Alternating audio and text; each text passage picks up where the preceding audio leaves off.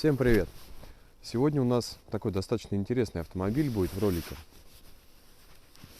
Это в очередной раз подтверждает тот факт, что рынок БУ автомобилей у нас сейчас в крайне плачевном состоянии. Каждый пытается друг друга нагреть. В общем, автомобиль продали со словами: ну, тут, говорит, чуть-чуть подшаманить, надо турбинку починить. Автомобиль из города Ярославль. Значит, проблемы там вроде как человек ездил, проблем не было, да?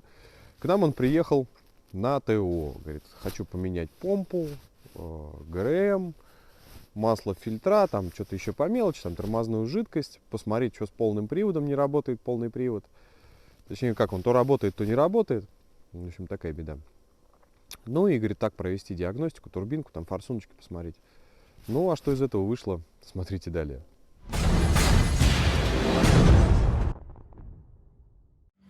Итак, что мы тут имеем? Мы тут уже немножко разобрали. Человек приехал по факту к нам на ТО. Тут замена ГРМ, замена помпы, масло, что-то еще, я уже не помню. Потихоньку, помаленьку. Но тут мы выяснили, что у него турбине хана. То есть человек пока доехал до нас от Ярославля, у него ушел уровень, или даже больше, по-моему, да, Сережа? У него ушло масло больше даже, чем уровень. А уровень это литр, плюс то, что больше у него ушло, где-то 1,5 литра. Ну, нормальный такой расход на 300 километров. При всем при том, что человек ехал очень спокойно. Он говорит, передвигаюсь я в принципе спокойно. Но при всем при этом машина очень-очень жрет масло.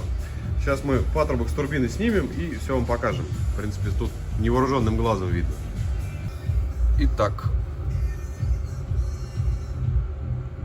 Ну, естественно, при такой турбине он и ехать не будет. И еще. Интеркулер весь у нас в масле, как вы можете видеть. Причем хозяин его не так давно мыл.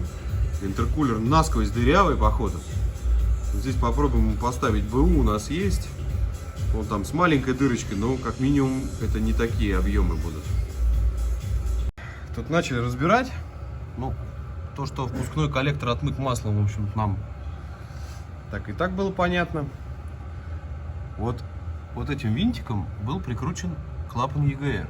Вот этот винтик с этим кронштейном должен стоять вообще вот здесь. Ну, хорошо хоть, что люди здесь знают о существовании анаэробного герметика, потому что постель на анаэробном герметике. А тут еще и наши любимые постели, которые надо сажать и на обычный герметик. Но это вообще красота. Что еще хотелось бы сказать? Там вот блок, он весь мокрый. Сейчас еще с этой. Ну, тут, в принципе, все и так понятно.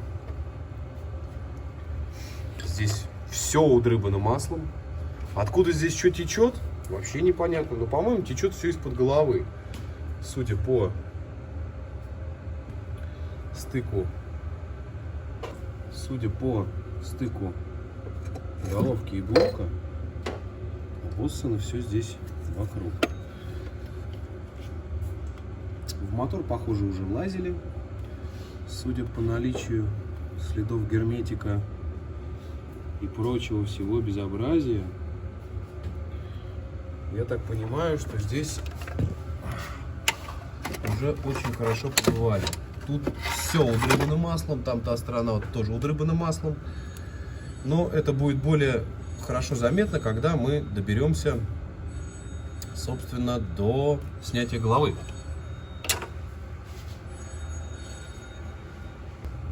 Собственно, мы нашли второй кронштейн. Он у нас вон там, на впускном коллекторе. Ну, да, место-то, в принципе, как бы, конечно, логичное для кронштейна и для болта. Но что-то как-то что-то мы в этой жизни, видимо, не понимаем, да, Сергей? Надо, наверное, пересаживать все на эти болты с кронштейнами. И тогда будет весело. Нет, на самом деле смешного мало. Такое сплошь и рядом. Это у нас что не автомобиль, так разнообразие. Ну, собственно, что мы здесь имеем? Впускной коллектор-то сняли. Здесь все просто отмыто маслом. Впускной коллектор как держался, вообще непонятно на самом деле. Потому что половина болтов не от этого автомобиля, какие-то длиннее и прочее. Это, в общем, прокладка, получается, была не прижата. И за счет этого, естественно, у него все масло текло по низу. Это, может быть, его и спасло от того, чтобы мотор не ушел в разнос. Что у него все масло уходило вниз, а не в цилиндры. Но, к примеру, просто вот, допустим, впускной канал. Тут вы можете видеть, здесь просто все отмыто маслом. Я так думаю, что поршневой там сейчас все не сильно лучше. На моторе был обрыв когда-то. Это четко видно. Ну нахер. Отец. Ну ты видел? Видел? Во-вторых, поршнями колотил по башке. В-третьих,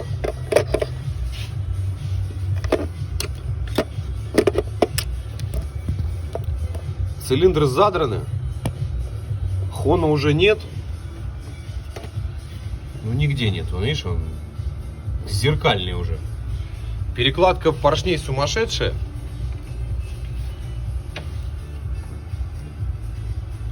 Видишь, гуляет как. Я думаю, что если сейчас сюда кольцо бросить, опустить и бросить кольцо на 2 сантиметра, здесь будет, ну, наверное, с миллиметр зазор между кольцами. И после таких вот ударов по башке, я боюсь, что вкладышей там у тебя не осталось. Вот это жесть. Такой слой грязи, это вообще пипец. Тут я он поскоблил уже, но это ужас вообще на самом деле. Мотор тут маслом ссался кардинально, конечно. Ну что ж, сняли поддон. А тут какая красота! Вкладышем хана. Но, в принципе, это было и неудивительно, и ожидаемо по причине того, что поршень колотил по башке. Ну, не один, а все 4. То есть вкладыши, скорее всего, здесь уже мертвые. Ну что ж, настал момент истины. Смотрим. Что у нас здесь стоит?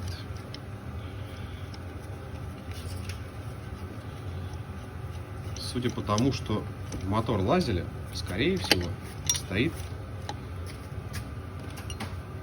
4D20 STD.